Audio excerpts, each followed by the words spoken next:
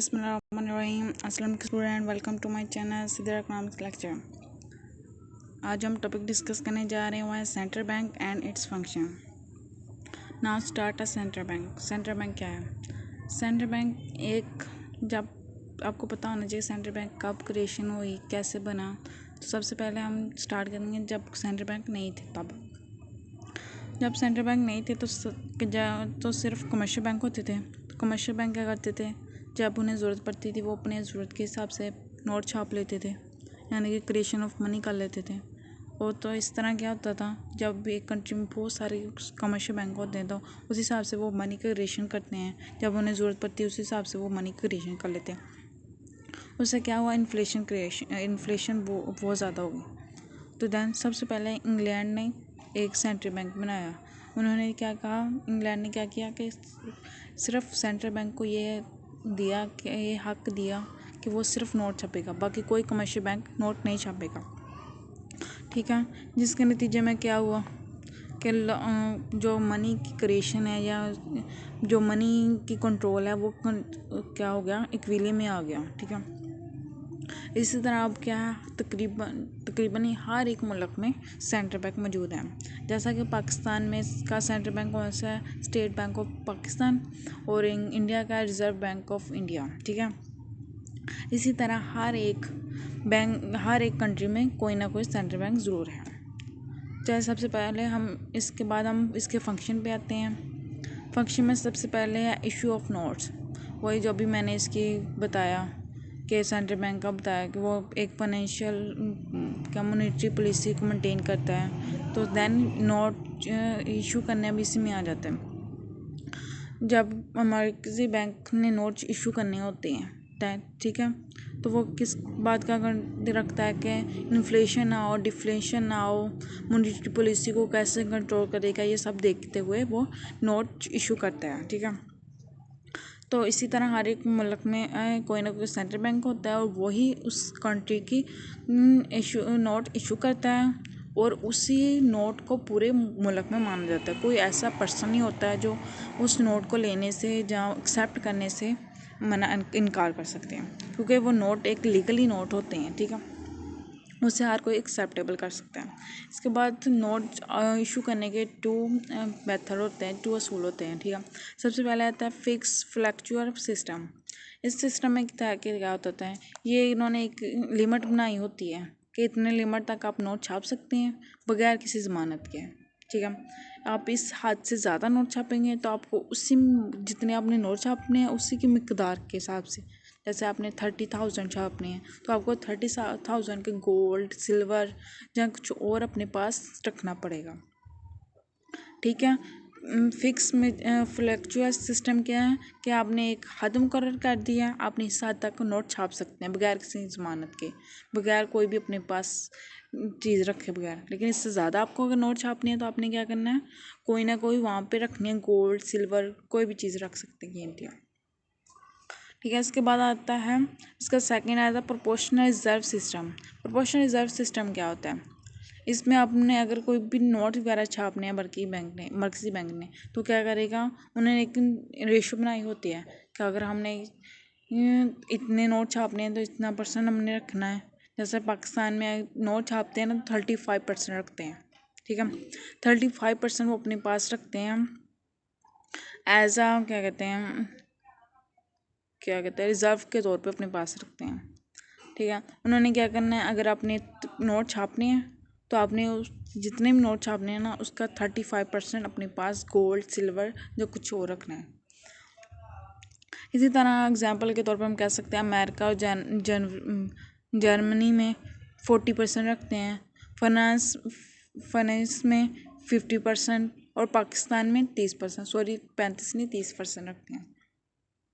ठीक है, इसका मतलब क्या हुआ, अगर पाकिस्तान में 1000 रुपीज़ का नोट इशू करना है तो आपको 300 रुपीज़ का गोल्ड, सिल्वर कोई ना कोई एज अ रिज़र्व कोई चीज़ अपने पास रखनी पड़ेगी। इससे क्या होता है, अगर इस असूल का फ़ायदा क्या, आप ये सोच रहे होंगे कि इतना पैसा चार में तो आपको इतनी चीज़ें रखने की पड़ेगी। इसका ये होता है कि आपकी कंट्री में इन्फ्लेशन नहीं होता। इन्फ्लेशन कैसे नहीं होता, आपने अगर नोट छापने हैं तो आपको गोल्ड रखना पड़ेगा, ठीक है। तो इससे क्या करेंगे, आप बहुत ज़्यादा मनी की क्रिएशन नहीं करेंगे, बहुत ज़्यादा नोट नहीं छापेंगे, तो एक हिसाब के ताब छापेंगे, तो इसका ये फ़ायदा होता है। तो नोट जारी करता है तो इस हिसाब से वो कंट्री में वो मुस्तहिकम रहता है, मनी की क्रिएशन ना ज़्यादा होती ना कम होती है।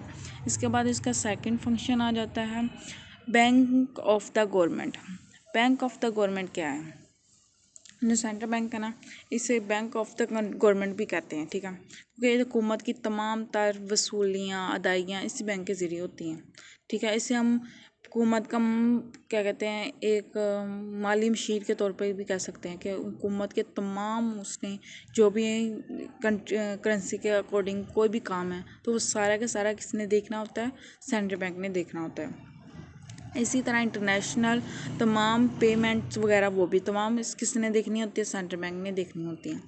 और जो आपने पहले ही पता है कि करेंसी तो क्या कहते हैं, करेंसी की क्रिएशन तो करनी ही करनी सिर्फ सेंट्रल बैंक नहीं होती है। इसी तरह अगर हुकूमत को कोई पैसे वगैरह की ज़रूरत पड़ जाए, कंट्री में कोई कोई आ जाए, हालात ख़राब हो जाए, जंग वगैरह या फिर कुदरती आफात आ जाए, तो इस हिसाब से वो उनको माली मदद करते हैं। इस तरह हुकूमत का ये बैंक कहलाता है। बाकी जो कमर्शियल बैंक है वो हुकूमत के बैंक नहीं कहलाते, सिर्फ सेंट्रल बैंक ही हुकूमत का बैंक कहलाते हैं, क्योंकि वह उसने तमाम हुकूमत के अमूर पर देखना होता है, तमाम पेमेंट रिसीव्स तमाम वो हुकूमत के काम देखते हैं। इसी तरह सेंट्रल बैंक बैंकर बैंक होता है, यानी कि ये बैंकों का भी बैंक होता है, गवर्नमेंट का बैंक भी होता है और बैंकों का बैंक भी होता है। ये कैसे होता है, ये मरकज़ी बैंक कहते हैं, सेंट्रल बैंक होता है वह तमाम कश्मीर बैंक का भी बैंकर होता है। कैसे होता है, क्योंकि यह गवर्नमेंट का बैंक तो होता है वो मनी की क्रिएशन को कंट्रोल करने के लिए। इसी तरह अगर मुल्क के बैंकारी बैंकिंग को कंट्रोल करना होता है तो इसी तरह ये बैंकों का बैंक होता है। जो तमाम मुल्क में जितने भी बैंक होंगे वो तमाम किसके निगरानी में होंगे, सेंट्रल बैंक की निगरानी में होंगे, क्योंकि जो तमाम बैंकों को क्या कहते हैं, मॉनेटरी पॉलिसी के मुताबिक चलना होता है। उन्होंने बैंकों को दिया होता है कि आपने ये करना है, इतनी परसेंटेज आपने इंटरेस्ट रखना है, इतने परसेंट आपने बिल ऑफ एक्सचेंज करना है, तमाम उन्होंने दिया होता है कि आपने ये करना है, इतनी आपने रखनी है, सारा कुछ उन्होंने बताया होता है। ये सब सेंट्रल बैंक बताता है, इसलिए हम इसे बैंकों का बैंक भी कहते हैं।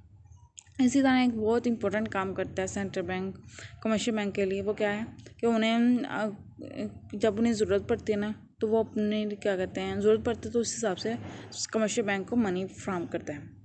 कि ये कैसे करता है मनी फ्राहम, सेंट्रल बैंक के रजिस्टर होते हैं ना बैंक, वो क्या करते हैं अपनी मन जो भी उनके पास आती हैं लोग अपनी अमानतें वगैरह जमा करवाते हैं, वो कुछ परसेंट अपने सेंट्रल बैंक को जमा करवा देते हैं। सेंट्रल बैंक को कब क्यों जमा करवाता है कि उन्हें जब भी ज़रूरत पड़े तो वो लोग अपनी सेंट्रल बैंक के पास जाके ले सकता है। ज़रूरत कैसे पड़ती है, जैसा कि हम क्या कहते हैं, सेंट्रल बैंक कहते हैं उन्होंने जो कमर्शियल बैंक होगा वो आगे लोगों को जो भी मानते होते हैं वो आगे एज अ लोन दे देते हैं, ठीक है। लोन दे दी उन्होंने, पहले कस्टमर जो होता है जिन्होंने अपनी इमानतें दी होती है उनसे पहले बात की होती है कि आपने इतनी देर बाद लेनी है, ठीक है।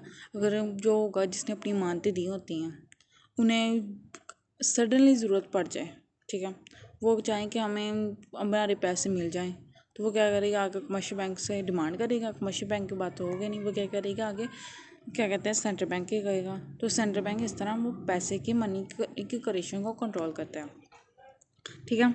उसके बाद आता है थर्ड 4 इसका point, cabinet of metallic material money. Material money को होते हैं जैसे सिक्के यूज़ करते हैं, ठीक है। जो मर्कज़ी बैंक होता है मुल्क में जो भी सिक्के वगैरह होते हैं उसको भी कंट्रोल करता है। तजारती पेशेवर जो लोग होते हैं जिस कदर वो मनी कमाते हैं, जो क्या कहते हैं बिजनेसमैन होते हैं, वो उसी कदर यानी कि उस हिसाब से वो लोग अपनी मनी सेंट्रल बैंक वगैरह में जमा करवाते हैं। मनी जो होगा सेंट्रल बैंक वो क्या होगा कंट्री की करेंसी को इन ताजरों को अदायगी करता है, ठीक है। जो आप सिंपली अल्फाज में ये कह सकते हैं कि जो कैंडिडेट ऑफ मटेरियल मनी ये क्या है कि लोग क्या जो होते हैं बिजनेसमैन, वो अपनी जो भी मनी होती है वो इंटरनेशनल यानी कि बाहर के मुल्क से मंगवाई होती है, बाहर कोई चीज़ बेच के उन्होंने हासिल की होती है, वो सेंट्रल बैंक में देते हैं। सेंट्रल बैंक उससे अपनी कंट्री की करेंसी में कन्वर्ट करके उन्हें दे देता है। ठीक है, आसान अल्फाज में ये है। उसके बाद आता है lender of the last resort.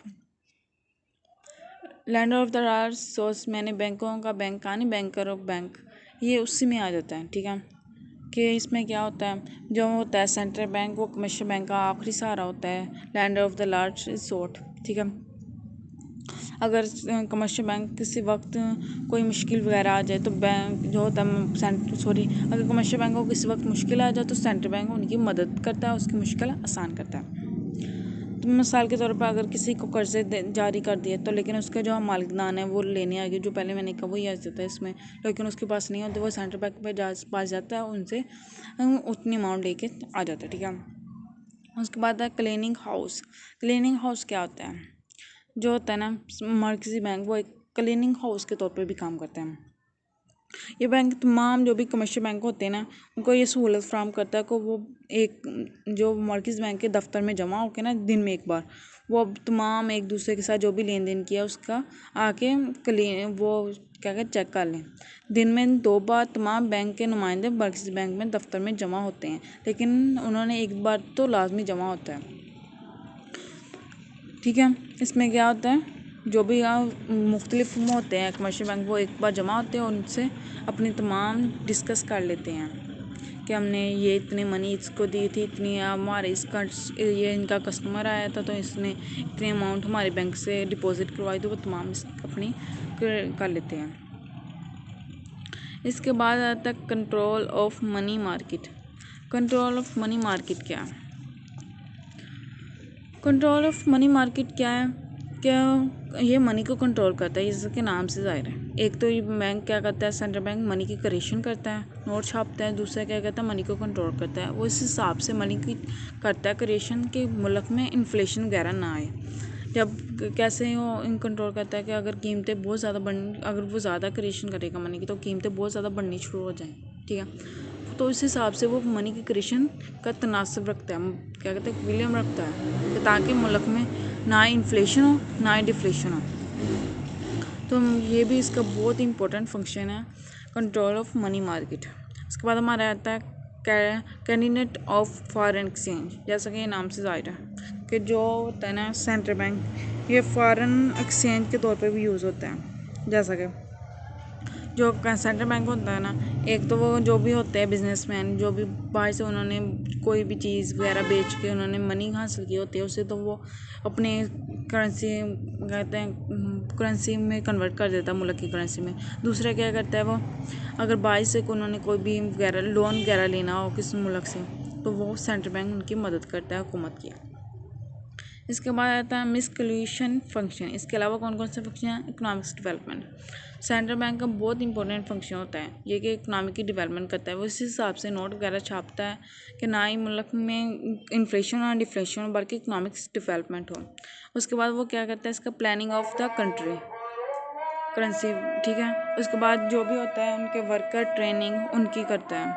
उसके बाद वर्ल्ड बैंक, IMF बैंक और इस्लामिक बैंक से वो सर्वे वगैरह करते हैं। आई थिंक आपको समझ आ गया होगा। Thank you so much, please subscribe my channel. Thank you so much.